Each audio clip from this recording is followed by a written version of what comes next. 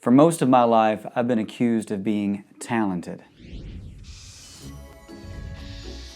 If someone seemed impressed by a song I had written, my singing voice, a poster I designed, or insert humorous skill here, they would call me talented.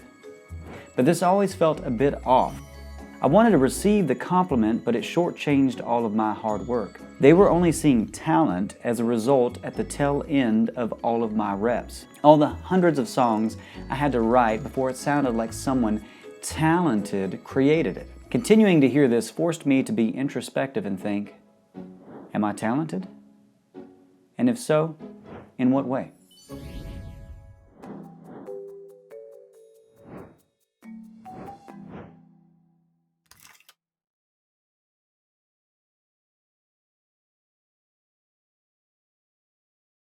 For the areas in my life that I do feel confident in now, what someone else would call talent, there does seem to be a pattern.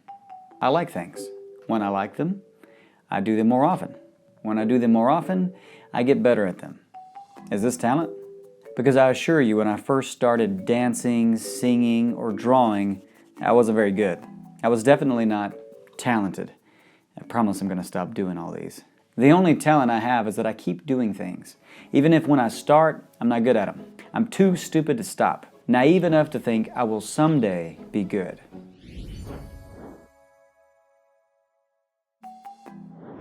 I want it to be just a little bit faster too. I think what arrests a lot of people when pursuing a new endeavor is perfectionism, especially when you consider that as a society we romanticize this idea of being naturally good at something. If that's the case, then you should be great at the guitar the moment you pick it up, or be a brilliant ice skater the first time on the ice. Frustration comes when your expectations don't align with reality. It's highly unlikely you will do great at something the first time you do it. So it's better to go into new creative challenges by giving yourself some grace. I think the other danger in perfectionism as it relates to creating is it becomes a brake when it should be used as polish. Having attention to detail is very handy when creating. If you have an eye for what makes good art or an ear for what makes a mix sound great, no doubt these are very beneficial talents. But where I see a lot of people struggle is they let this side of their creativity, what I call the craftsman, take over too early in the process, when they should be relying on the improviser instead. Though there are still a lot of studies to be done on the matter, it is widely accepted that creativity and improvisation take place in the right hemisphere of the brain, while logic, analytic thinking, and leaning on previous learning occur in the left hemisphere. You need both to be a good artist, the improviser and the craftsman. But instead of bouncing back and forth between the two, a more efficient and less painful creative process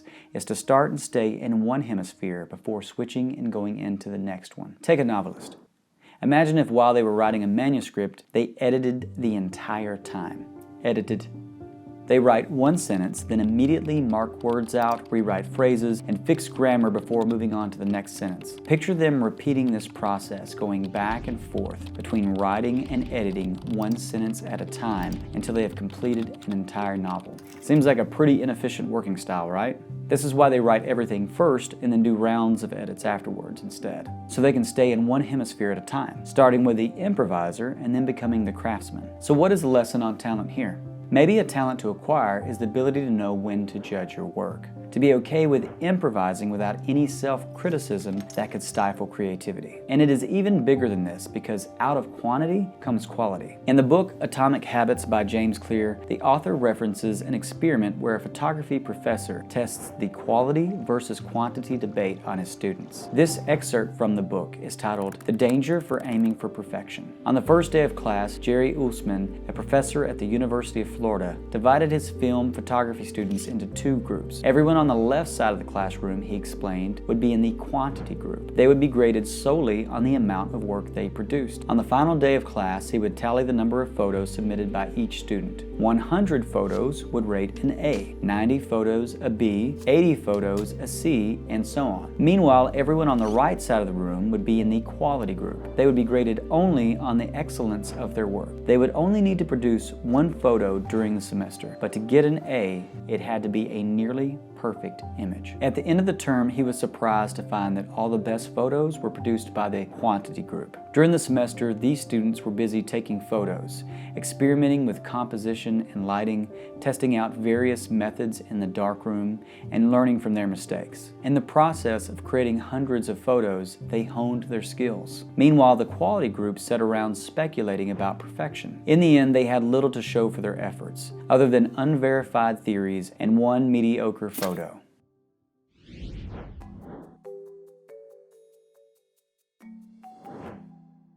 Now, all this is to say that it doesn't mean that we don't have some God-given or innate talents. If 10 unique individuals are all presented with a creative challenge, their starting points will all be different. Your starting point doesn't define your end point, however.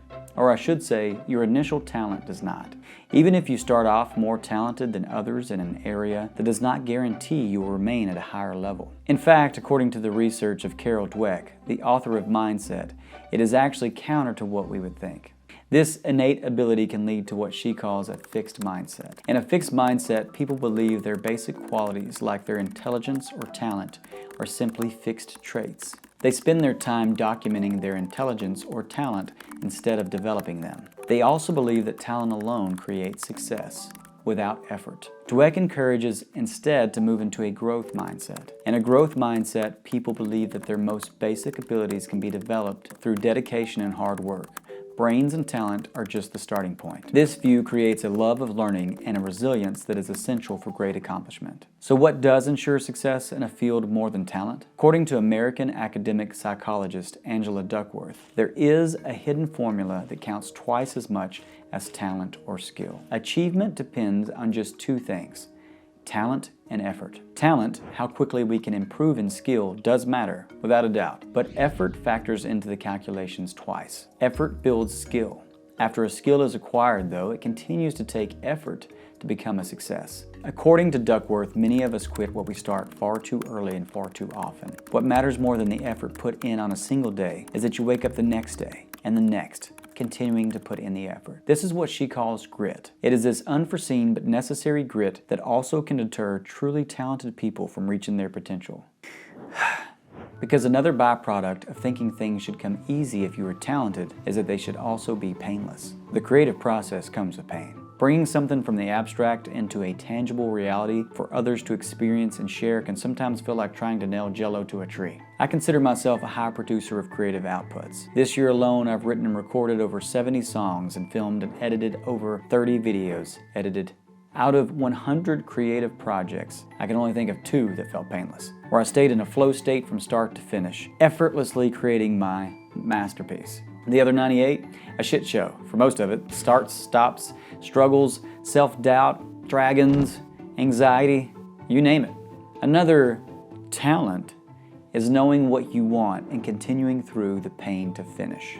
To quote Mark Mann from the book, The Subtle Art of Not Giving a Fuck, pain is an inextricable thread in the fabric of life, and to tear it out is not only impossible but destructive. Attempting to tear it out unravels everything else with it. To try to avoid pain is to give too many fucks about pain. In contrast, if you're able to not give a fuck about pain, you become unstoppable.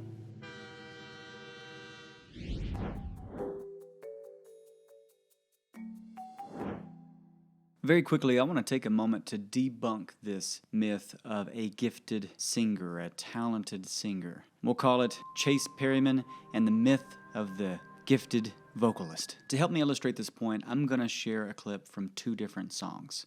Let's take a listen to the first one.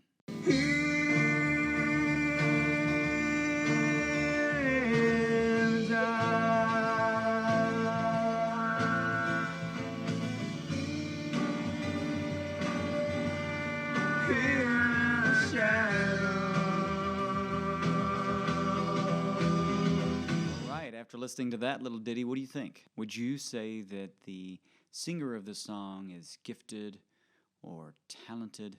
All right, now let me share a clip from song number 2. If I am dying,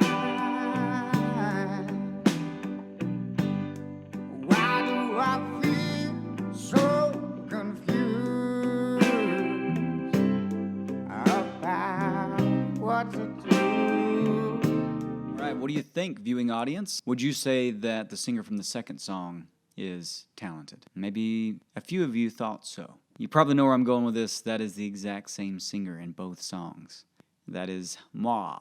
That is me when I first started singing, a la 1996, somewhere in that neighborhood. And that is me singing a track just this year. I'm often given the label of being a talented, gotta keep my fingers from doing that.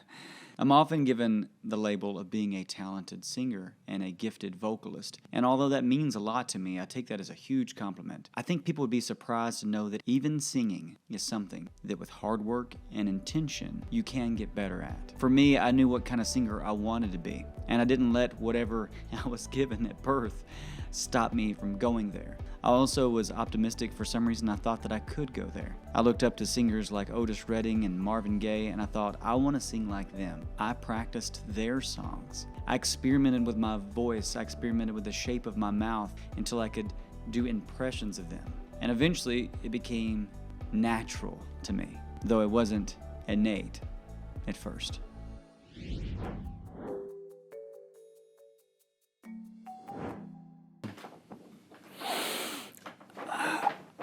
Oh, should have grabbed some water or something. I was interviewed for a commercial once. This was a big setup with hot lights, a film crew, and the whole works. I was excited about the opportunity, but also very nervous about being on screen and being interviewed. Imagine that. Though I normally feel like I have clarity of thought and am articulate, not a good example, when the cameras were rolling, I kept stopping myself. The moment the train of thought derailed, I would pause. I kept saying, let me start over. Finally, the director of the shoot pulled me aside. He said, you're doing great. You just have to keep going. What you are doing is creating a habit of stopping. You need to start a habit of finishing. Even if the word sounds silly, finish your sentence. Just push through and keep going, and eventually you will find your rhythm. I think you can apply this same logic to your songwriting, designing, painting, or any other creative task. Start a habit of finishing your projects, even if they seem silly, lame, or lackluster. Finish them and then move on to the next one. Take the lessons you learned from the last one with you. Eventually you will find your groove, and then people, unaware of the work you put into this, will accuse you of being talented. This is a video that I've been wanting to make for a while, and I feel like it's taken all of the things that I talk about in the video to create it. It feels super meta because it's been a lot of pain, a lot of hard work, and a whole litany of mistakes that are still in the video. If you go back and you'll find a lot of things that I either say wrong or spell wrong, or you can find it in little Easter eggs. But just because something's a labor of love doesn't mean that there's not labor involved. I also want to take this time to thank Chuck Schlachter. So many of the ideas that I discuss in this video are conversations that I've had with him. Books that he's turned me on to. And so Chuck, thank you for being a mentor for me. And hopefully by making this video, I can help more people know about you and your ideas. Also, I need to thank Daniel Sharon. He's been a collaborator of mine for a long time and the person that helps make me more funny. Thank you, Daniel, for your help with this video and for teaching me the joke grenade. I reference a lot of books in this video. I will list links to all those books below in the description. Please like and subscribe, and if you're interested, I'll also put a link to my Sync Songwriting Workshop. It actually starts off with a free course called Sync It In. Toodaloo.